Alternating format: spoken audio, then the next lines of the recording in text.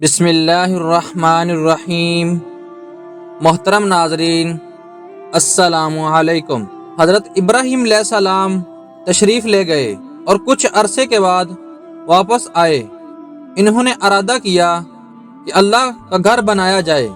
دوسرے گھر بہت زیادہ تھے، لیکن اللہ کا گھر کوئی نہیں تھا جس میں وہ اللہ تعالیٰ کی عبادت کریں۔ حضرت اسماعیل علیہ السلام ارادہ کیا وہ اپنے والد کے ہمراہ اللہ کا گھر بنائیں۔ حضرت ابراہیم علیہ السلام اور حضرت علیہ السلام نے پہاڑ سے پتھر منتقل کیے۔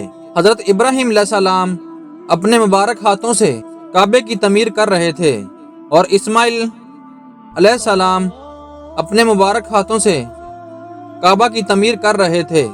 حضرت ابراہیم علیہ السلام اللہ کا ذکر کرتے ہوئے دعا مانگتے تھے اور حضرت اسماعیل علیہ السلام اللہ کا ذکر کرتے ہوئے یہ دعا مانگتے تھے، اے ہمارے رب، ہماری طرف سے یہ عمل قبول فرما، بلا شبہ تو سننے والا اور جاننے والا ہے۔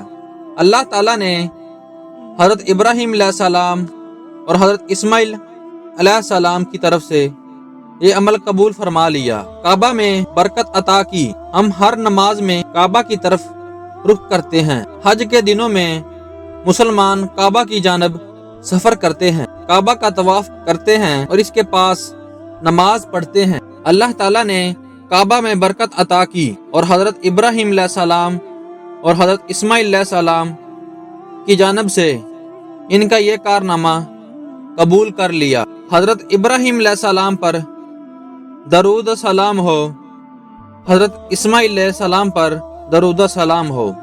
حضرت ابراہیم علیہ السلام کی ایک بیوی تھی جس کا نام سارہ تھا۔ حضرت ابراہیم علیہ السلام کا سارہ کے بطن سے ایک اور بیٹا تھا جس کا نام اسحاق تھا۔ حضرت ابراہیم علیہ السلام سرزمین شام میں رہائش پذیر ہوئے۔ حضرت اسحاق علیہ السلام سرزمین شام میں رہائش پذیر ہوئے۔ حضرت اسحاق علیہ السلام نے شام میں اللہ کا ایک گھر بنایا، جس طرح کہ اس کے باپ نے اور بھائی نے مکہ مکرمہ میں اللہ کا ایک گھر بنایا تھا۔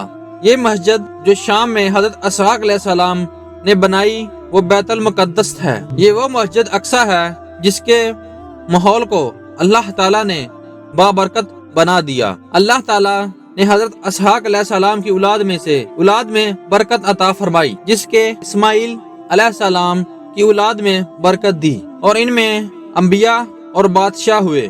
حضرت اسحاق علیہ السلام کا ایک بیٹا تھا جس کا نام یعقوب کے 12 بیٹے تھے، جن میں ایک یوسف بن یعقوب تھا۔ یوسف علیہ السلام کا قرآن حکیم میں حیرت انگیز قصہ بیان ہوا ہے۔